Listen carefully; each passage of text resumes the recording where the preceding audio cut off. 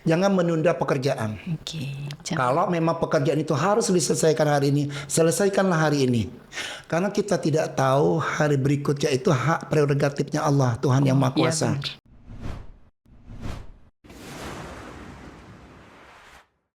Assalamualaikum warahmatullahi wabarakatuh. Selamat datang teman-teman semua. Kita datang lagi ke podcast Koja Kito, berkoja sambil bercerita. Oke, hari ini adalah hari yang sangat spesial karena kita kedatangan tamu istimewa. Kita kedatangan dari Kepala Pimpinan Bank Sumsel Babel Kota Lubuk Linggau. Selamat datang Bapak. Selamat pagi. Oke, boleh memperkenalkan diri terlebih dahulu Pak, untuk pemirsa semua di rumah. Baik, terima kasih. Koja Cares, selamat pagi. Pagi semua. Pagi. Hari ini saya senang sekali diundang di acaranya podcastnya Koja sambil bercerita. Ya. Hari ini kebetulan kami diundang dalam rangkaian podcastnya Koja Kito. Koja Kito. Kami dari pimpinan Bank Sumsel Babel cabang Lubuk Linggau. Saya Hidayat. Kebetulan pagi hari ini juga kami bisa hadir memenuhi undangan dalam rangkaian bagaimana sih kita memberikan informasi-informasi sesuai dengan tema yang akan diangkat pada pagi hari ini. Ya, sebelum itu Pak, kita mau semuanya mengucapkan selamat ulang tahun ke Bank Sumsel Babel yang ke-67. 67 sudah tua ya.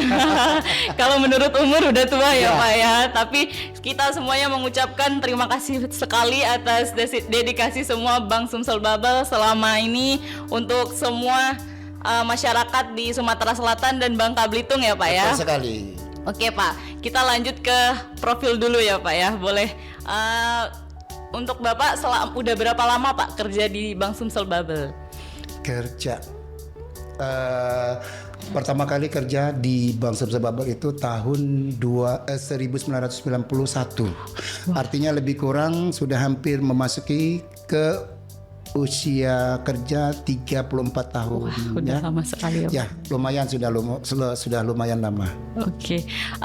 Selama itu Pak sudah menemukan hal apa saja Pak selama bekerja di Bank Sumsel Babel? Entah itu pengalaman atau masyarakat yang datang ke Sumsel Babel itu sifatnya kayak gimana aja Pak?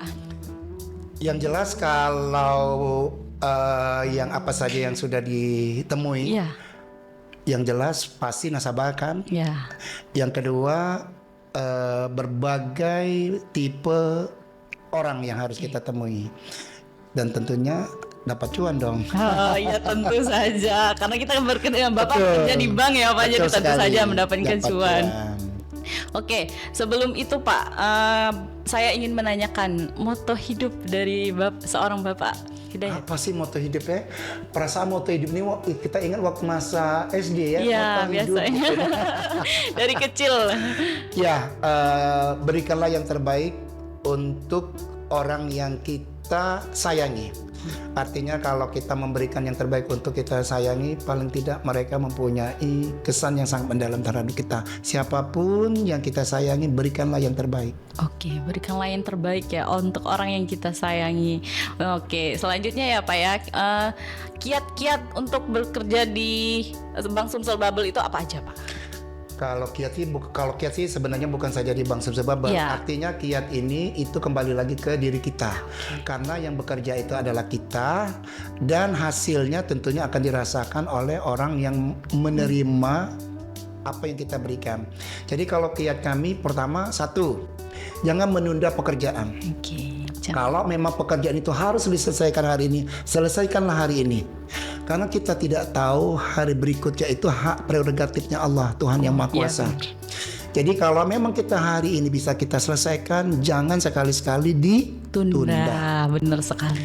Artinya bukan saja pekerjaan, segala hal. Misalnya kita beribadah, jangan sekali-sekali ditunda. Yang kedua, kita harus disiplin.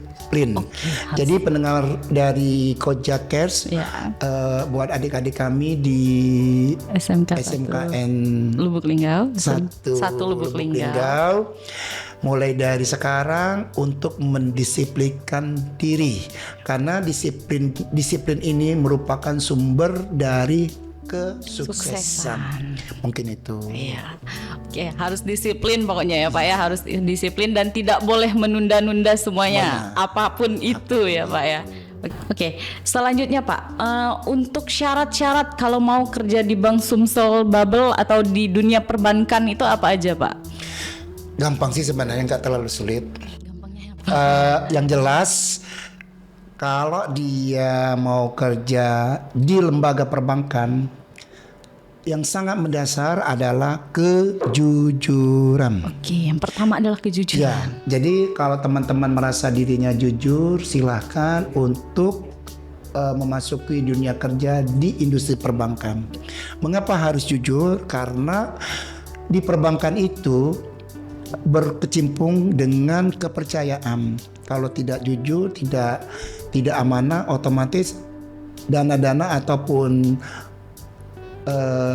amanah yang nasabah berikan kepada kita, tentunya kita akan salah gunakan. Contoh, misalnya kita ditempatkan di unit teller. Kalau kita tidak jujur, kalau kita tidak amanah, otak kita akan bermain bagaimana sih memanfaatkan dana yang diamanahkan kepada nasabah itu kepada kita. Itu syarat yang pertama. Artinya dari sisi lainnya tentunya harus mempunyai soft skill dan hard skill sesuai dengan yang dipersyaratkan oleh industri perbankan. Oke, harus jujur ya Pak. Yang jelas paling utama. Itu. Selanjutnya apa lagi Pak? Ada lagi? Ya tadi artinya contoh nih, kalau memang biasanya kan di dunia perbankan itu kan ada beberapa bagian-bagian yang mensyaratkan untuk rekrutmennya. Contoh nih, misal untuk di proliner itu mungkin ada yang di unit teller, ada di customer service. Biasanya untuk hal-hal yang bersifatnya proliner itu lebih condong bagaimana mereka memiliki jiwa-jiwa yang melayani. Artinya jiwa-jiwa yang melayani memang mereka itu mempunyai kepribadian untuk memberikan layanan. Di samping jujur tadi, mereka juga mempunyai rasa empati yang tinggi terhadap apa yang dirasakan oleh nasabah. Jadi kalau anak-anak dari SMKN 1 untuk menjadi pegawai di lembaga perbankan, pengennya larinya ke proliner, coba diasah rasa empati kepada orang lain. Yang kedua, bagaimana mereka memiliki jiwa untuk melayani. Gitu. Oke. Kalau selanjutnya ya Pak, kalau misalkan anak kita yang SMK 1 ini misalkan lulus dari SMK, apakah boleh langsung bekerja di perbankan atau harus lulus kuliah dulu Pak? Ya, saat ini kebetulan Bank Sumsel Bubble mempunyai program yang namanya magang karya, BSB magang karya. Dari sisi persyaratan bisa sih SMA atau sederajat untuk menjadi calon pada saat rekrutmen. Biasanya kita melakukan rekrutmennya itu sesuai dengan kebutuhan pada saat informasi penerimaan rekrutmen itu. Intinya anak-anak yang sudah lulus dari SMKN 1 nanti bisa dilihat di websitenya Bank Sumsel Bubble apakah ingin bekerja di posisi magang karya Bank Sumsel Bubble. Minimal tamatan SMA sederajat, termasuk dari artinya di SMKN 1 bisa memenuhi syarat itu. Kalau di bagian misalkan lulusan SMK itu biasanya di bagian apa Pak kalau di perbankan itu? Ya, kebanyakan kalau untuk di industri perbankan bisa dia di posisinya sebagai proliner tadi.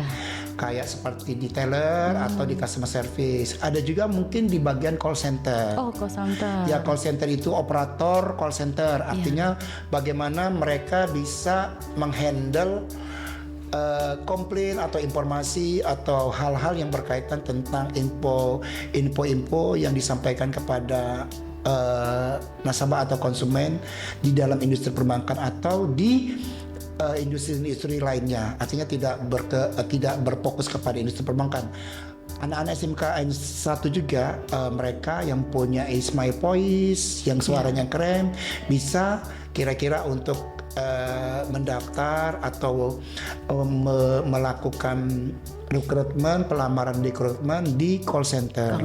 Biasanya setelah itu mereka akan dilakukan pelatihan-pelatihan bagaimana mereka mempunyai skill dari sisi handling komplain, komunikasi ataupun menerima keluhan-keluhan dari masyarakat. Okay. Kalau misalkan untuk anak SMK itu berapa lama Pak pelatihannya biasanya Pak?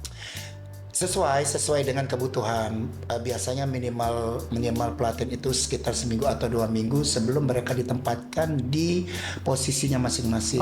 Oke. Hanya sekitar 1 minggu atau 2 minggu ya Pak. Oke. Selanjutnya mereka harus belajar mandiri pada saat di kantor ditempatkan. Oke. Langsung ke tempatnya ya Pak ya, langsung ditempatkan. Yang jelas mereka sudah mempunyai skill. Bagaimana mereka tadi yang dari awal kami sampaikan, bagaimana mereka mempunyai kemampuan mengkomunikasikan diri dia, melayani, empati gitu kan. Oke. Tadi kita sebelum ini bahas tentang kartu pelajar yang untuk siswa yang bisa menabung ya Pak ya. Betul. Nah, itu sistemnya kayak gimana Pak? Bisa diceritakan Pak supaya anak-anak kita bisa tahu dan yang di sekolah lain pun mungkin yang nonton ini bisa ikut daftar menabung gitu Pak. Iya, pada intinya kan Bank Sumsel Babel ini mempunyai visi menjadi bank yang terkemuka dan terpercaya dengan kinerja unggul berbasiskan layanan digital. Jadi kalau kartu ATM itu merupakan bagian dari digitalisasi transaksi. Artinya masyarakat tidak perlu lagi datang ke kantor secara konvensional. Benar. Nah, sekarang berkaitan dengan pertanyaan tadi, bagaimana kartu ATM ini berfungsi sebagai kartu pelajar. Banyak yang sudah kami lakukan kerjasama bukan saja di SMKN 1, misalnya di Universitas Silampari PGRI, Universitas Muhammadiyah, Universitas Sriwijaya, dan juga sekolah-sekolah yang lain. Ini mungkin di SMKN 1 ini kita masih jajaki terlebih dulu. Jadi nanti pelajar itu selain dia tentunya harus punya rekening dong. Benar harus buka rekening dulu ya, harus punya rekening. Nah, setelah mereka nanti kami memfasilitasinya dalam bentuk kartu ATM. Kartu ATM ini sama seperti ATM yang berlaku umum. Tetapi mereka ada tambahan. Apa itu Pak? Tambahannya apa? Tambahannya foto. Ada fotonya. Plus, kalau pelajar dapat nomor nggak? Ada nomor pelajarnya Pak ya. Nah, disitulah artinya fungsinya nanti plus logo dari sekolah. Jadi nanti logonya dari sekolah logo juga. Sekolahnya SMKN 1 Lubuk Linggau.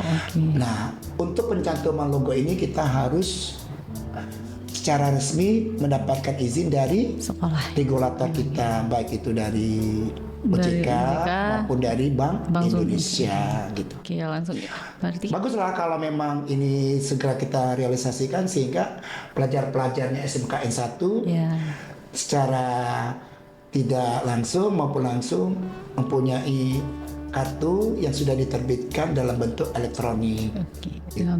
Berarti ini mempermudahkan anak zaman sekarang ya Pak ya? Yalah, sesuai dong dengan zamannya. Iya, anak zaman sekarang kebanyakan bayarnya maunya pakai QRIS. Jadi kayak males bawa uang tunai, pakai QRIS aja. Yang penting ada dananya. Iya, tergantung itu Pak. Kan ada ATM-nya. Apakah boleh misalkan anak yang masih siswa ini mempunyai kayak mobile bankingnya? Bisa. Boleh juga berarti ya Pak. Tidak hanya orang dewasa yang boleh pakai ya. Yang jelas kan regulator kita kan OJK nih, Otoritas Jasa Keuangan. Malahan OJK itu mengharuskan namanya program paket kejar. Artinya satu pelajar satu rekening. Nah, jadi pelajar ini kita edukasi bagaimana supaya mereka sejak dini mengenal yang namanya dunia perbankan. Sehingga mindset mereka, anak-anak, biar mereka udah terbiasa melakukan transaksi selama mereka status pelajar ini untuk edukasi, literasi terhadap dunia perbankan. Oleh karena itu SMKN 1 ini kita jalin kerjasama supaya pelajar-pelajarnya SMKN 1 memiliki rekening di Bank Sumsel Babel. Oke, kalau misalkan sudah mendaftarkan, udah mulai nabung nih Pak, biasanya itu boleh nabungnya per bulan kah atau per hari atau gimana Pak? Kalau kami tidak harus memaksakan per bulan, tergantung. Oh, tergantung. Tergantung dari pelajarnya. Kalau pelajarnya hari ini dapat uang saku dari orang tuanya 10.000, misalnya 5.000 dibuat untuk jajan, 5.000 untuk ditabung. Kami kan udah nyiapin loh mobil kas. Oh iya, yang selalu datang. Jadi selalu datang. Jadi kalau emang nanti dari pelajar sini, oh Pak, pokoknya kami pengennya seminggu berapa kali nih mobil kas keliling datang ke sini, sehingga momen-momen jam waktunya bisa kita atur, sehingga seminggu atau satu kali atau seminggu dua kali. Ya. Kalau misalkan ada nominal tertentu nggak atau terserah anaknya Pak? Artinya kita nggak mau memaksakan juga ya Pak ya. Yang penting anak-anak gemar menabung dan cinta rupiah. Tentu saja. Apalagi kalau dia mau nabung dalam bentuk kan luar negeri ya. Ya, lebih bagus lagi ya Pak ya, tentu saja. Oke. Selama bekerja kurang lebih berapa tahun tadi Pak? 34 tahun. Wah, sudah lama sekali ya Pak ya. Dari awal Bapak bekerja di Bank Sumsel Babel itu, mohon maaf Pak sebelumnya, sebagai apa dulu Pak? Sebagai staf kah atau sebagai apa ya Pak? Ada pengalaman yang manis, ada pengalaman yang getir. Oh, getir. Jadi saya kan kerjanya di tahun 91. Iya. Waktu itu pertama kali kerja sebagai teller. Oh, teller. Jadi pertama kali kerja sebagai teller itu hari pertama masuk kerja langsung ditempatkan sebagai teller. 3 hari atau 4 hari berikutnya saya harus nombok sebesar 1.200.000. Wah, itu kenapa Pak? Otomatis kan tadi kan saya bilang nih, untuk menjadi seorang pegawai bank, khususnya di teller harus cerlit, cermat dan teliti. Nah ternyata saya berarti belum teliti. Artinya ketelitian saya kurang sehingga mengakibatkan saya harus menanggung risiko kerugian sebesar 1.200.000. 91 loh itu. Waduh, sebanyak itu ya Pak. Itu kenapa Pak? Kurang telitinya atau masih bingung kah menghadapi teller yang awal-awal bekerja atau gimana Pak? Ya, kembali lagi jam terbang. Pengalaman kita tadi kan bagaimana kita artinya self management kita. Karena kita nggak punya pengalaman, akhirnya kita belajarkan, belum tahu nih bagaimana teknis bekerja yang baik. Sehingga ya udah kita akhirnya dengan pengalaman-pengalaman yang minim tadi, itulah yang terjadi. Artinya kalau kita tidak segera beradaptasi, akibatnya apa? Akibatnya merugikan diri sendiri. Itu aja yang harus kita ambil hikmahnya. Jadi segala sesuatu itu harus kita maintain secara baik. Ya, benar. Gitu. Itu yang agak getirnya. Kalau manisnya banyak, artinya satu. Pada saat momen-momen tertentu dulu enak loh. Kami dulu waktu ketemu dengan nasabah suka dibeliin pisang. Nasabah. Kenapa? Dikasih. Oh Pak, ini Pak, ambil Pak pisang katanya. Karena kenapa? Karena kelamaan nunggu. Oh iya, karena kelamaan nunggu jadi dikasih buah, dikasih. Nasabah yang ngasih kami pisang.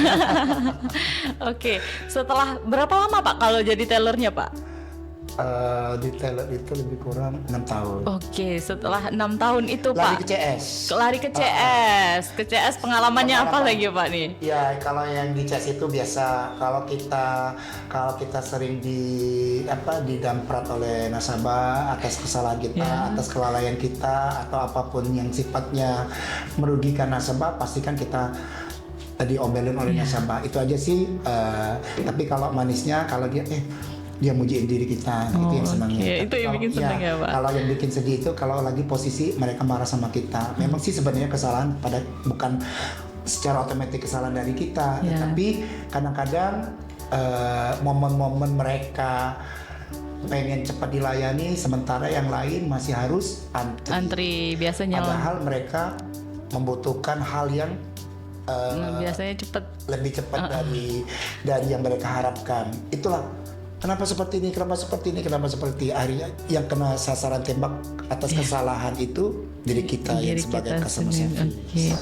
Oke. Berapa lama Pak sebagai customer service itu Pak? Berapa ya dulu ya? Mungkin lebih kurang sekitar 3 atau 4 tahun. Oh, lama juga ya Pak ya selama itu. Oke, sebelumnya Bapak sebelum di Linggau Pak, apa memang dari awalnya kerjanya di Linggau? Lumayan banyak sih pengalaman, tapi kebanyakan kami kerjanya selain di cabang ya. Iya, selain di cabang. Cabang Linggau, kami juga pernah di cabang utama Arifai. Kami juga pernah di cabang Muara Enim. Kami juga pernah di cabang Prabu Muli. Kami juga pernah di cabang pembantu Tanjung Enim. Oke, berarti. Dan juga pernah lama juga berkecimpung di kantor pusat Bank Sumsel Barat. Oke, berarti udah pindah-pindah tempat ini ya Pak. Oke, kalau dari pindah-pindah tempat itu pengalamannya sama aja atau ada yang berbeda Pak? Yang jelas lain kalau peribahasa lain lubuk lain ikan. Oh, lebih lubuk lain ikan. Tempat lain juga kejadiannya. Jadi ceritanya ada lucu juga sih. Waktu kami pertama kali datang ke Tanjung Enim. Oh, Tanjung Enim. Ternyata pas kami sampai ke Tanjung Enim, kami kira jauh dari terminal. Jadi kami dulu naik beca. Ternyata sebenarnya jaraknya cuma 10 meter dari 10 meter. naik beca tadi. Ternyata tukang beca jadi puter-puter. Oh, sengaja ya Pak diputer-puter dulu. Biar dia mendapat ongkos besar. Bener biasanya kayak gitu. Oke, berarti langsung ke tempatnya ya Pak setelah itu. Padahal ini tadi lokasinya kantor kita, ini terminal, karena kami tidak tahu di mana sih waktu tempatnya ya. Ini diputer dulu. Pada saat itu, setelah itu, ternyata 10 meter dari terminal becanya. Supaya dapat untung tukang becanya ya. Iya, oke. Kalau di Linggau Pak, di Linggau udah berapa lama Pak? Di Linggau hampir 3 tahun. Oh, hampir 3 tahun. Berarti habis Covid ya Pak? Iya, tahun 2022. 2022, oke. Kita lanjut lagi ya Pak. Untuk pengalamannya nih Pak di bidang misalkan dibilang selama di Linggau. Kalau di Linggau ini adakah perbedaan dari tempat lain kah Pak? Atau ada sama aja? Yang jelas kan Linggau ini kan kota. Iya. Otomatis bukan berarti kita mau membedakan antara kabupaten dengan kota. Tetapi kota Lubuk Linggau ini memang kota yang luar biasa. Padat. Bukan. Apa Pak? Padat. Emang kota yang boleh ya kalau mau dibandingkan dengan Palembang mungkin boleh disetarakan. Iya. Artinya dari sisi akses lumayan keren loh. Artinya kita bisa melalui udara. Iya benar. Atau jalur untuk kereta juga ada, pesawatnya juga ada, ataupun juga melalui jalur kendaraan travel. Sementara kalau untuk akses hibur kan lumayan banyak nih Linggau. Artinya kalau kita ngalami hal-hal yang sifatnya kedukaan atau sedih, nggak usah bingung. Kafe-kafe udah pada banyak, mall juga udah pada banyak. Artinya kesendirian kita di Linggau ini terhibur dengan keberadaannya kemajuannya kota Lubuk Linggau. Luar biasa deh. Luar biasa ya Pak. Oke, satu lagi nih Pak, untuk yang terakhir ya Pak ya. Pesan-pesan untuk anak-anak SMK 1 Lubuk Linggau Pak. SMK Lubuk Linggau, oke. Khususnya kepada anak-anak SMK N1 Linggau, apa sih semboyannya SMK N1 Linggau? SMK bisa. SMK bisa, SMK hebat. SMK hebat.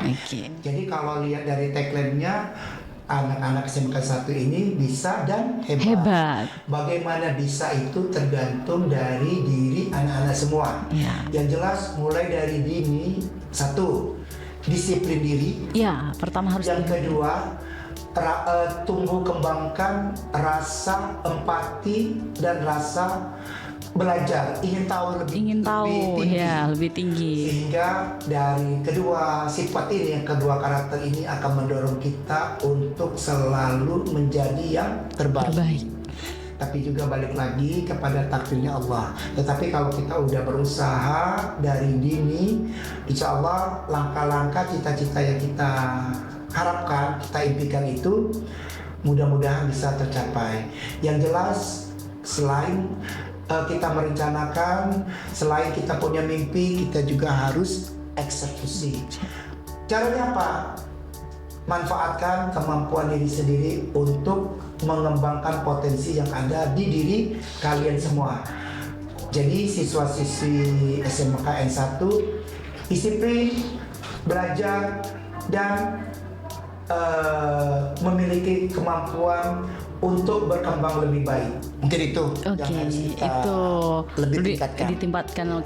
Itu sekian pesan-pesan dari Bapak Hidayat ya Pak ya. Terima kasih Bapak sudah datang ke podcast Koja kita.